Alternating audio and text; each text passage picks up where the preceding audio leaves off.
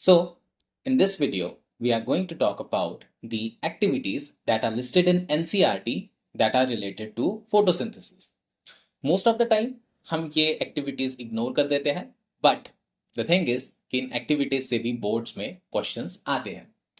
For example, ये question board में आया था जो कि दोनों की दोनों activities जो कि photosynthesis से related book में listed हैं, उन दोनों को cover करता है.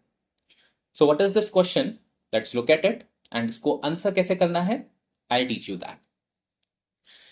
सबसे पहले बात करते हैं क्वेश्चन की. तो क्वेश्चन में कहा है that chlorophyll is necessary for photosynthesis. हमें पता है, हमने photosynthesis की बात की है and the chief pigment that is required for photosynthesis is chlorophyll. तो अब इसमें पूछा है that what are variegated leaves. ये वेरीगेटेड लीव्स कहाँ से आए? ये सबसे पहली एक्टिविटी में रिक्वायरमेंट है. Then the second question is directly from the activity कि उस एक्टिविटी में हम क्या करते हैं. उसमें हम एक लीफ को बॉईल करते हैं अल्कोहल में एंड उसके बाद इसमें पूछा गया है कि उस लीफ के कलर को और उस सॉल्यूशन के कलर को क्या होता है. ये हम जब फर्स्ट एक्टिविटी स्टडी करेंगे उससे हमें यहाँ का आंसर मिल जाएगा. And the third question is that what form of carbohydrate is produced and stored in plant. ये जब हमने फोटोसिंथेसिस की बात की थी, ये हमने तब डिस्कस किया था. And why chlorophyll is necessary for photosynthesis. So ये भी हम डिस्कस करेंगे जब हम सेकेंड एक्टिविटी डिस्कस करेंगे. So firstly let's discuss about the variegated leaves. अब जो स्क्रीन पे आपको ये इमेज दिखाई दे रही है, अगर ये लीव्स आप देखो तो इसमें मैं अगर ये रीजन मार्क कर रहा हूँ जो रेड कलर से एंड ये दूसरा रीजन भी मैं मार्क कर रहा हूँ रेड ही कलर से, तो हमें दिखता है कि यहाँ पर है एक ग्रीन रीजन एंड सेकंड हमें दिखता है दैट यहाँ पर है येलो रीजन. सो नॉर्मली जब हम कोई भी लीव देखते हैं तो प्लांट्स के लीव्स ग्रीन होते हैं, but there are certain plants, for example money plant. इन प्लांट्स के जो लीव्स होते हैं वो डिफरेंट कलर्स के होते हैं. उसमें येलो कलर भी प्रेजेंट होता है, ग्रीन कलर भी प्रेजेंट होता है. ये होता किस वजह से है? Due to presence and absence of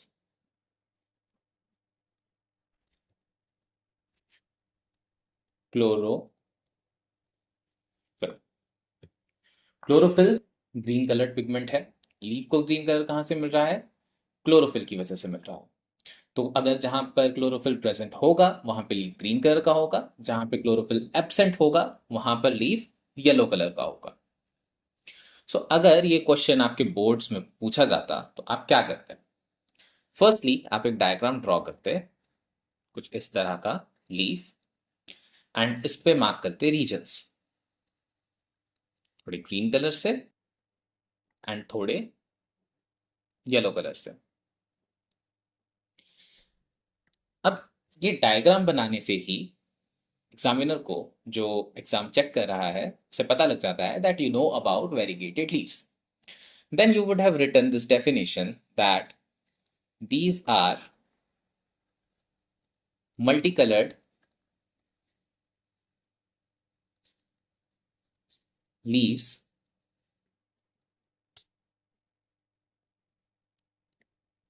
that appear multicolored due to presence and absence of pigments. In bracket you will write chlorophyll in certain regions of the leaf. And hence हमारा first question इससे पूरा हुआ. हमने बता दिया कि variegated leaves होते क्या हैं।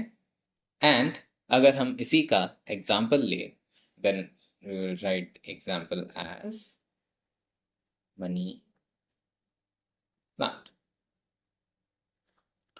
सो now let's talk about the second question कि हमने लीफ को बॉईल किया अल्कोहल में, उसके बाद लीफ के कलर को क्या हुआ और सॉल्यूशन के कलर को क्या हुआ। So here I have written out the first activity. इसके लिए हमारी रिक्वायरमेंट्स रहती है एक प्लांट जिसमें वेरीगेटेड लीव्स प्रेजेंट है। सेकेंडली हमें चाहिए वाटर जिसको हम करेंगे बॉयल, एंड हमें चाहिए अल्कोहल, एंड लास्टली यहाँ पे मैंने स्टार्च लिखा है बट यहाँ हमें चाहिए होगा आयोडीन सॉल्यूशन।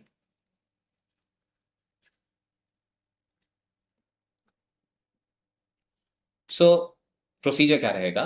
प्रोसीजर एनसीईआरटी में लिस्टेड है। एनसीईआरटी में बस वहां से जो रिजल्ट्स हमें मिलते हैं वो नहीं बताए गए। सो द प्रोसीजर इज कि पहले हम एक प्लांट लेंगे और हम उसको एक डार्क प्लेस में रखेंगे 2 से 3 दिन के लिए। ऐसा क्यों करेंगे हम? क्योंकि प्लांट्स में फोटोसिंथेसिस होती है in presence of light. Light की रिक्वायरमेंट है हमें, एंड लाइट की प्रेजेंस में जब फोटोसिंथेसिस होती है तो उसमें फूड की प्रोडक्शन होती है प्लांट में, एंड जब वो एक्सेस में प्रोड्यूस होता है तो वो उसे स्टोर करता है in the form of starch. तो जब हम इसको डार्क में रखेंगे तो फोटोसिंथेसिस नहीं हो पाएगी, एंड सेकेंडली जो भी इसमें स्टार्च बना होगा लीव्स में वो सारा का सारा स्टार्च यूज हो जाएगा। फिर उसके बाद हम लीफ को लेंगे और उस हम लीफ को मार्क करेंगे for the reasons that are green in colour. तो हमने मार्क कर लिया, हम उस मार्किंग को एक शीट में मार्क कर कर उस डायग्राम को बनाकर रख लेंगे साइड।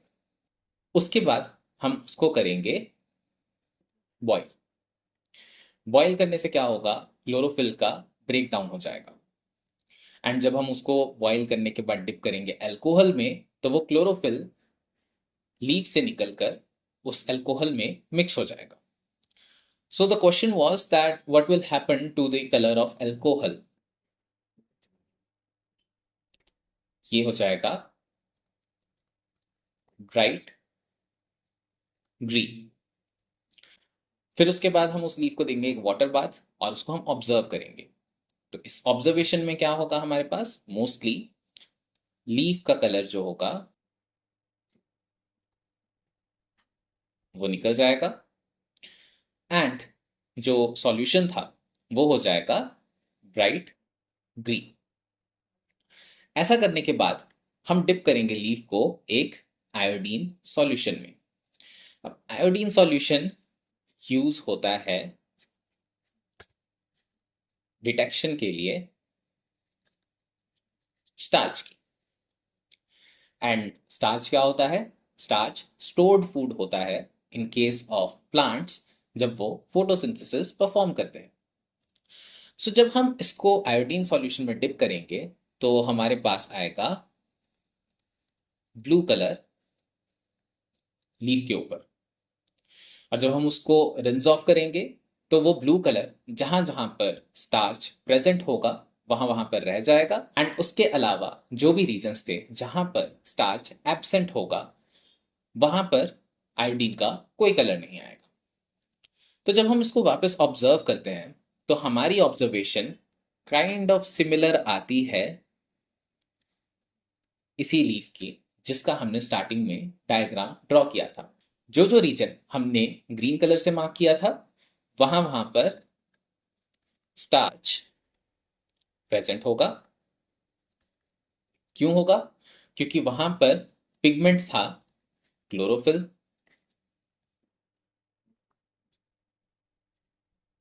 एंड जहां पर क्लोरोफिल प्रेजेंट रहेगा वहीं पर फोटोसिंथेसिस परफॉर्म होगी, जहां फोटोसिंथेसिस परफॉर्म होगी वहीं पे स्टार्च की प्रोडक्शन भी होगी, एंड हेंस हमें पता चलता है कि chlorophyll is necessary for photosynthesis.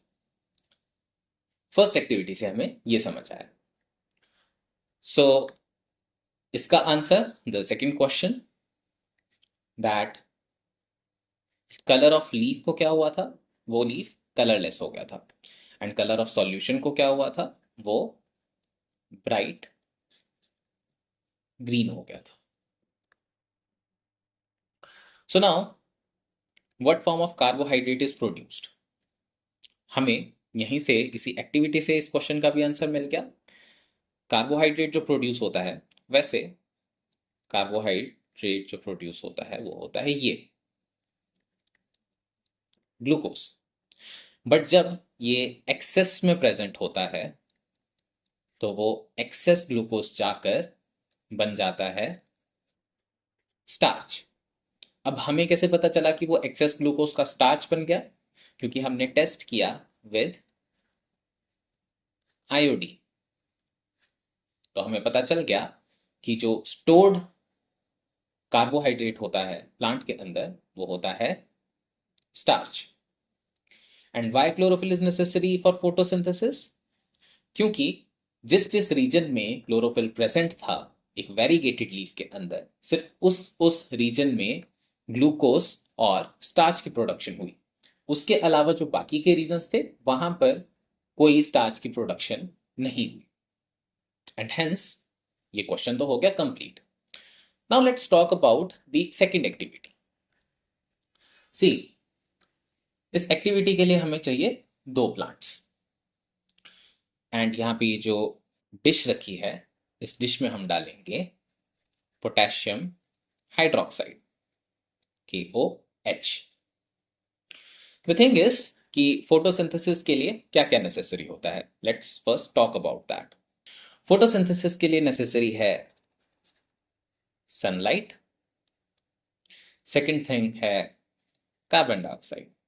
Photosynthesis हमेशा सनलाइट की प्रेजेंस में होगी. सेकेंडली हमें कार्बन डाइऑक्साइड की रिक्वायरमेंट रहेगी.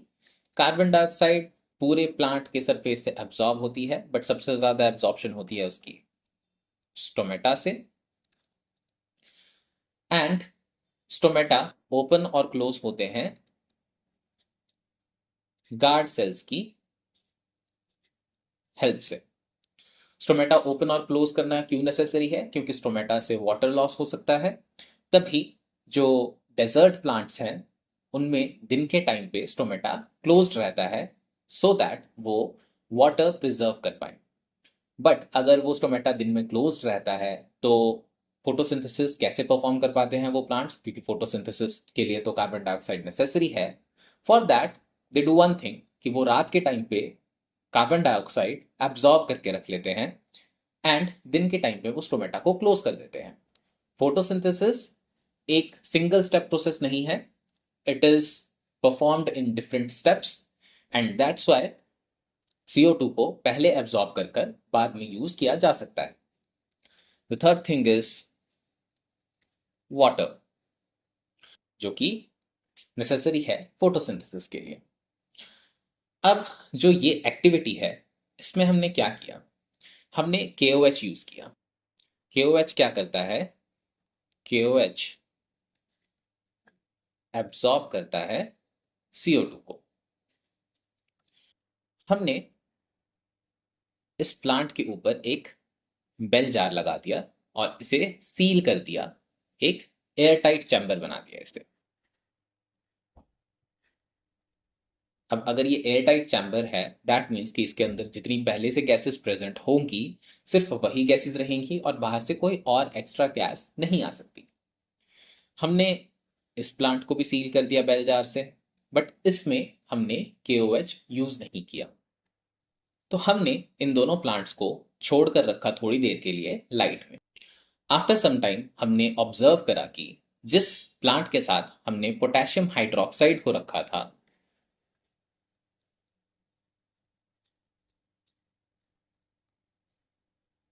उस प्लांट के लीव्स में स्टार्च की प्रोडक्शन बहुत कम हुई. It was negligible. एंड जिस प्लांट के साथ हमने पोटेशियम हाइड्रोक्साइड को नहीं रखा था वहां पर स्टार्च की प्रोडक्शन हुई. यहां पर स्टार्च वॉज प्रोड्यूस्ड. सो इससे हमने क्या इन्फेरेंस निकाला? That CO2 is necessary for photosynthesis. So CO2 is important for photosynthesis. ये हमें पता चला इस एक्सपेरिमेंट के थ्रू, क्योंकि जिस जार में हमने KOH रखा उस जार में CO2 की एब्जॉर्प्शन KOH ने कर ली और प्लांट को कार्बन डाइऑक्साइड मिली ही नहीं। बेयर इन माइंड दैट इन दोनों प्लांट्स को यूज करने से पहले, before using plants, keep them in dark for 2 to 3 days. यही चीज हमने पिछली एक्टिविटी में की थी। क्यों की थी? ताकि स्टार्च सारा का सारा यूज हो जाए। अब जब हम इस पे बेल जार रखेंगे और KOH रखेंगे, इसको CO2 नहीं मिलेगी, तो हमें पता है कि लीव्स में पहले से स्टार्च नहीं था और अभी भी स्टार्च नहीं आया। और जिस जार में हमने KOH नहीं रखा उस जार के अंदर CO2 प्रेजेंट थी। जो थोड़ी बहुत भी CO2 प्रेजेंट थी वो प्लांट ने यूज की फोटोसिंथेसिस के लिए, एंड यहाँ पर स्टार्च की प्रोडक्शन हो गई। And that's how we came to the inference that CO2 is important for photosynthesis. That's it for these two activities. And now we will continue with the topic of nutrition.